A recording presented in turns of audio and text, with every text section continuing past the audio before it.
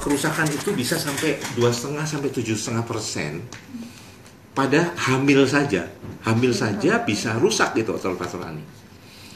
Nah, yang dicurigai kalau dia kehamilan udah rusak, biasanya dia udah ada memang kelemahan sejak lahir. Itu kelainan genetik namanya. Tapi belum kita teliti lebih lanjut. Kalau udah dia kelainan genetik, ya kalau jangan lebih rusak ya jangan lahirin normal dong. Dia mestinya sesar, kok lahirin normal tambah rusak lagi gitu.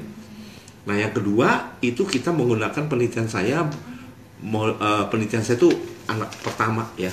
Selalu perhatikan anak pertama, asumsinya anak pertama itu kan belum rusak, hamil pertama, kemudian yang melahirkan normal. Itu kita menggunakan, saya menemukan dua model. Model pertama adalah dia punya 3 variabel untuk menentukan. Variabel pertama adalah berat bayinya itu 3.250 gram. Kemudian variabel kedua adalah episiotomi. Yang ketiga adalah kala 2-nya. Kalau pembukaan lengkap ya, kalau tinggal ngelahirin itu ngedennya gitu ya, tinggal ngelahirin itu adalah lebih dari 1 jam, 60 menit. Kalau itu dia positif, itu kurang lebih 68% chance dia otot levator aninya tuh rusak. Nah, temuan model yang kedua adalah kalau dia itu ada robekan grade 3 dan grade 4 atau grade 4. Apa artinya grade 3 itu adalah otot sphincternya itu ikut robek. Ini adalah kalau 3A itu sphincter ani eksternalnya robeknya kurang dari 50%. Kalau yang stadium 3B otot sphincter ani eksternalnya robek dari 50% karena teknik jahitnya beda. Yang ketiga 3C kalau otot sphincter ani internalnya ikut robek. Nah, kalau stadium 4 atau itu namanya mucosa rectum itu robek.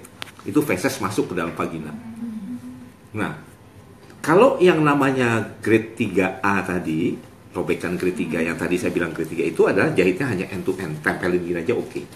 Tapi kalau grade 3B itu harus di overlapping. Otot sphincternya tuh yang tadinya putus, hampir putus, ini dan harusnya begini. Kalau enggak, kemudian yang ketiga kalau sphincter ani di bawahnya sphincter eksternal karena interna itu juga harus dijahit. Ini 6 minggu kemudian harus dicek sesudah dijahit dengan USG.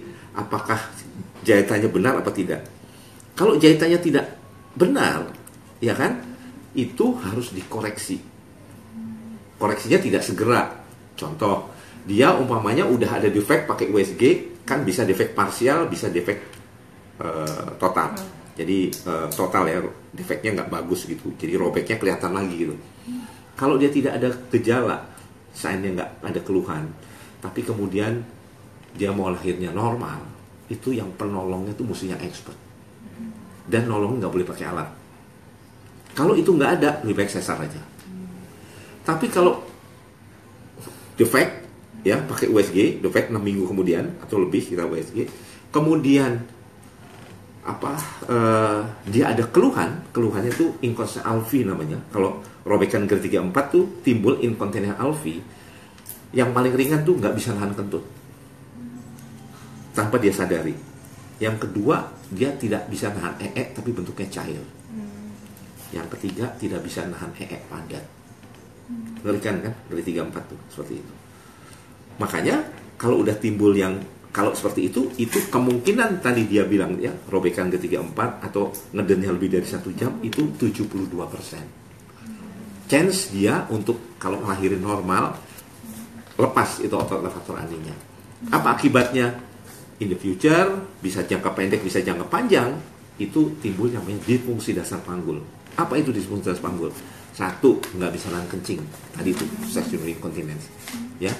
Jadi ngompol tadi. Yang kedua, turunnya rahim atau turunnya kandung kecil. Ya, atau turunnya dubur begitu. Yang ketiga tadi kemungkinan bisa terjadi inkontinensi fekal, nggak bisa nahan kentut sampai nggak bisa nahan Yang keempat timbulnya namanya disfungsi seksual. Nah, dol udah nggak bisa lagi itu problemnya di sana.